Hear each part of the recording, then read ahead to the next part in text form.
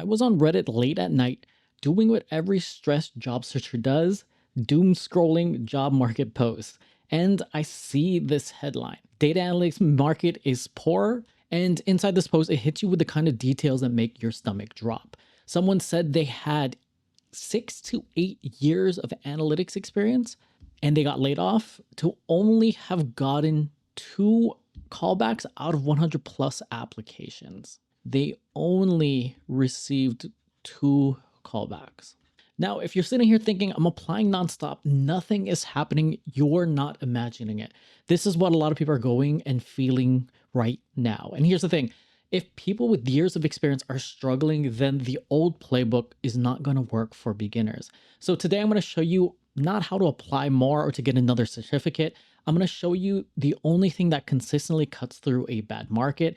It's going to be real targeted experience, not fake experience, not that I just watched this course, but real proof inside a niche, targeted so that you can show that you've done the real work, and that makes you more competitive than other people. Gone are the days where the generalist data analytics people or generalists are getting hired easily.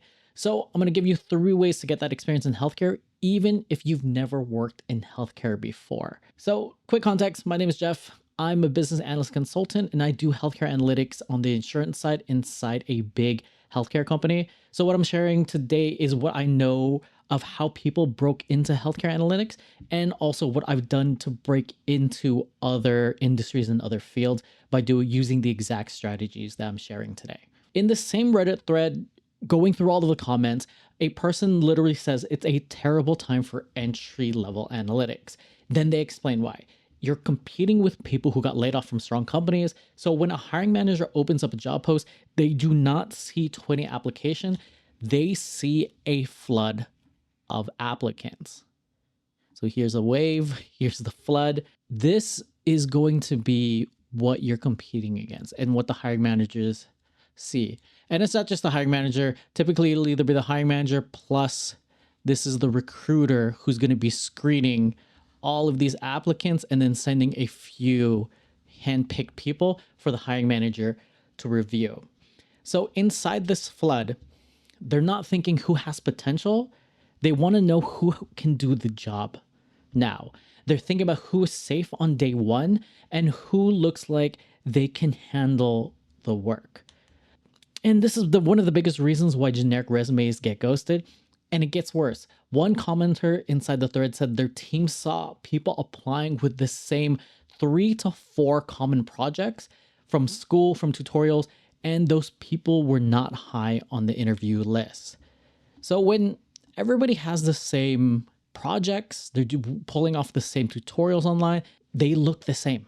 They're just going to be a bland sea of sameness. Even if they are slightly different, in my experience, they might not be exactly the same, but it's same in theory, same in structure, same non-messiness, how clean it looks, how it's presented, it looks the same. So you can just imagine as everyone having that same portfolio. And when everybody has the same portfolio, you don't stand out. Say you're one of these people in here. How do you stand out in the sea of crowd in front of a hiring manager? So what do? We need to stop winning with sameness. So we need to switch the game and we need to figure out a way to stand out. This is why I like healthcare analytics in a bad market. Healthcare is messy, it's regulated, it's full of rules, it scares off a lot of journalists, and that will become your advantage because a lot of people aren't willing to do the extra step to get the experience or to stand out in this market. So taking the time to be able to do that will help you stand out and get more interviews and get to your ultimate goal. Also in that thread, and just something that's common that I've been seeing, is it literally says to focus on one industry, build case studies for that industry, like insurance and healthcare. And another person said it a little bit more bluntly. They said someone who has felt the pains of the industry and knows how the data gets into systems becomes a powerhouse. No longer are generalists easily getting jobs. You need to be able to niche down and focus on an industry because you can speak more to the pains of what the hiring manager is facing And when you're more targeted to the role, it's easier to be in the running for that role instead of just being generally good and trying to apply to all roles against in all industries. That's the whole plan. We're going to build you into a healthcare analytics person and not just a generic data person. So in this market, experience is the currency. Gone are the days where a certificate plus 2 decent projects are going to get you hired, because most people have that now, plus more. So you're going to need to have a different advantage. You need to stand out in different ways. The cleanest advantage right now is experience, because experience and getting the experience makes the job search easier. And it's a lot of things that people won't do to get the experience before they try to get into an analytics role. Not eventually, immediately is your edge that you can get once you have the experience, but it's also being able to package it in the right way, but we'll be able to leverage that once you have a solid base. So now here are the common paths that you can use, because experience equals trust and trust will equal interviews. But trust is also the reason why internal referrals or internal applications are valued more, because there's higher trust. I remember talking to an HR person and they gave me a statistic where they said 1 in 3 candidates lie. And the cost of rehire is in the high 20 to 40, 50, 60,000. Also depends on the role of just trying to rehire if the person they hire is a bad fit. One of the things that mitigates that is going to be internal referrals. So let's talk about the first path. So path 1 is what I call entry-level bridge role. It's the entry-level healthcare role that actually hires people with no experience. These are going to be those lower level, not sexy roles where people I know have personally gotten their foot in the door inside the industry, then use that experience to get into a legitimate healthcare analytics role later. Because the harsh truth is that most entry-level analyst roles aren't entry level. When you start to apply after you've done your research, after you've been able to get your certificates and get your projects, a lot of people will start to realize it requires 1 to 3 years of experience. And the few that are actually entry level are very competitive. And a bridge role, entry-level bridge role, is going to be a job that touches healthcare processes and data, even though it's not called an analyst position. It's going to be lower than that typically. It's actually, and it's personally how I know someone who didn't have a college degree worked, or actually people who didn't have college degrees worked in the industry for a long time and then were able to pivot their experience into an analytics role later. So this is something that actually works. It just takes time. So if you're willing to put the work in and willing to put the time in, this is a route that you can go. And here's why bridge roles work. They give you 3 things that generic candidates don't have. You get to understand the workflow, you get access to real messy healthcare data and the nuances of that process, and you get industry experience. So that gives you real proof. Apply to healthcare bridge roles. I did a video of which ones are more likely to help you get into an analytics role later. But basically, the closer you are to healthcare business workflows and data, the better you are to transition that experience into an analytics role later. So once you have one of those roles, here is going to be a 30-day plan to maximize your first month. Once you get one of those roles, here is a 30-day plan to maximize your first month. In the first week, you want to learn the process inside and out and the metrics that people care about. What does your manager care about? What does your manager's boss care about? What does the company care about as a whole? Next, week 2, you want to track one recurring issue or manual process that causes a lot of pain that people care about. Then week 3, you want to build a simple report or dashboard or automation that either makes it easier to identify decisions around that issue or to automate manual work and streamline the process better. 4, you want to be able to create a 1-page summary using CAT, which is the context of the business problem, the actions that you took to solve them, and then you want to translate it to the business outcome. And ideally, you want to do this in time or money saved or gain. And what this does is this 1-page summary becomes the source of your resume bullets, your portfolio projects, your interview stories. So you want to think that we're reverse engineering what your application looks like while you're inside this role, so that you're not just getting this role and getting the experience passively, you're actively figuring out ways to make your application and your resume more lucrative and impressive to hiring managers and recruiters so you can pivot it into a better role.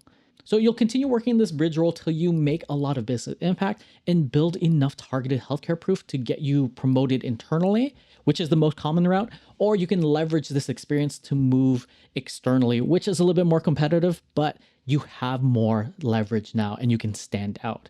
So the next path is going to be something similar we're going to be doing, but it's going to target a specific part of healthcare.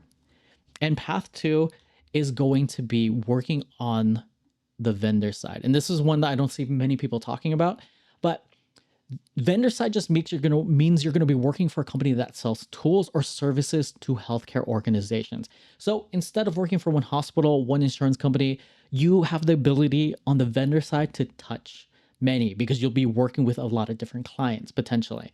Quick term, EHR just means electronic health record. It's the systems that clinics use to store patient care information.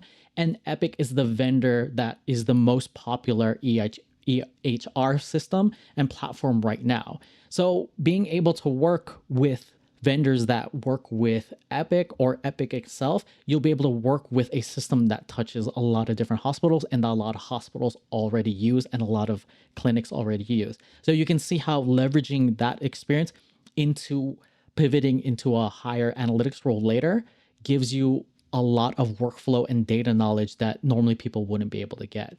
So that's why vendor side works. You get to learn how multiple clients operate, you get to learn what breaks most often, and you learn what metrics matter. That gives you a real narrative in interviews, and you'll be able to say things like, I've seen this workflow and data across multiple clients. Here are the patterns. Here is what usually fails, and here's how I would measure, and here's how we would be able to fix it. That is experience talking. So even if your title says support or implementation, because you are still inside the data workflow, it means a lot more. Next, we're going to talk about path 3, which is harder, but it can be faster for people who love the hustle and putting in the effort and the outreach. The next one that we're going to be talking about is getting a healthcare client.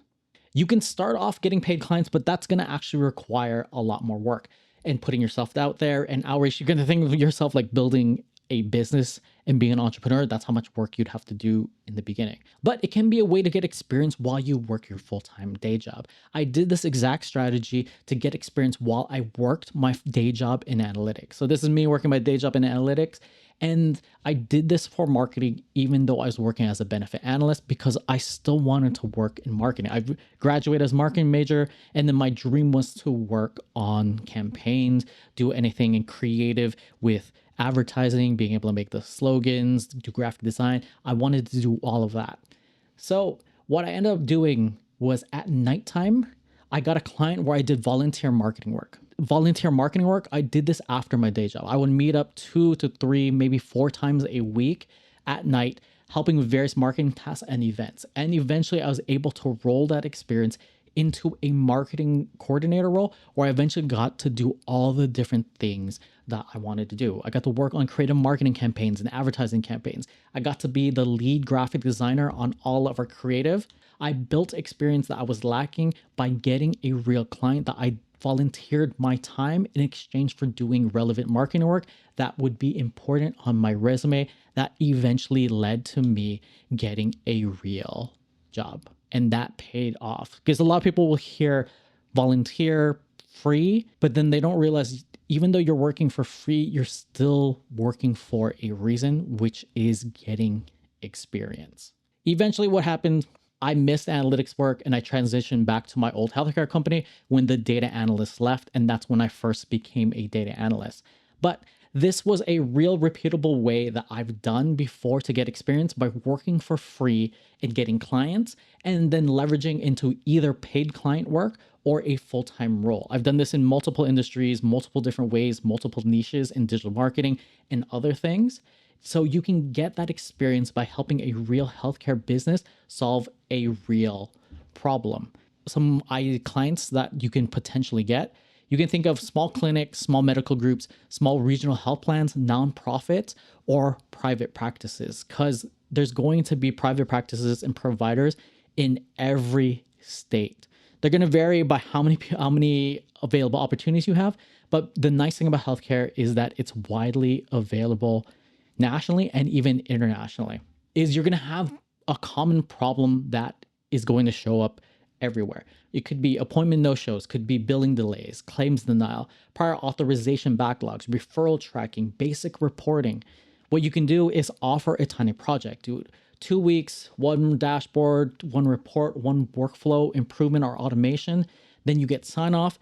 You'll be able to get a referral. You'll be able to get a case study, but you're able to build your network. And once you're able to build your network, you can leverage that into a full-time role as well. And then on top of that, you can keep continuing down the volunteer path till you get enough experience where you can feel like you can do this on your own. Then you can convert clients into paid clients and then start offering your services as a side hustle or as your main hustle if you just want to continue instead of leveraging it into a full-time role. And the biggest thing that you can do is just use AI to help you. Just have it create you a simple outreach script and basically just have it include these three main things. You want to be able to include, I'm building my healthcare analytics experience. I can build a simple weekly report to track X, or you can have AI in agent mode or deep research mode, research the company and the different companies that you can apply for in industries or niche, and then have it research the biggest pain points. And then you can just list those three as potential services that you can offer. And then you can just quantify it and then be able to pitch it to these various offices. And then you can get creative on how you do the marketing. I'll be going deeper into some of the strategies, but this is just a way to get you started. And then you can use AI to give you ideas of the best ways to market based on proven case studies. So when you use that little line, you'll be able to filter out and get higher probability of data from the model of advice that is relevant for this specific situation. You're not going to be begging for a job. You're going to be offering a solution because at these tiny clinics and companies, they are outstretched and they are stretched so thin that any help is valid and they would welcome it as long as you can prove that you're genuinely there to help and you're not going to make their life more work. So you're going to be offering a solution so that flips the dynamic. But again, it's still going to be a lot of outreach and it's still going to be a lot of effort. But depending on how your market looks and how much effort and outreach you're willing to do, this could be a goldmine and a cheat code for some of you, especially if you guys are good at selling. Let's bring it home. Yes, the data analytics job market is very poor. Yes, it can feel like you're screaming into a void of nothingness, but you can still get hired. If you want help doing this with a structure, if you want to break into healthcare analytics, build real experience and apply to our Healthcare Analyst Lab, which is our community that we're building, it's free right now. This is where I help you build real projects, teach you and guide you through getting the real experience so that you can get hired faster. You won't be the person that is not standing out in the sea of everyone else, but you can actually stand out and get heard and not ignored. Watch the next video where I break down the best entry-level bridge roles in healthcare and exactly how to turn them into analyst proof. So watch that next. Thank you for watching and I'll see you in the next video. Until next time, query responsibly.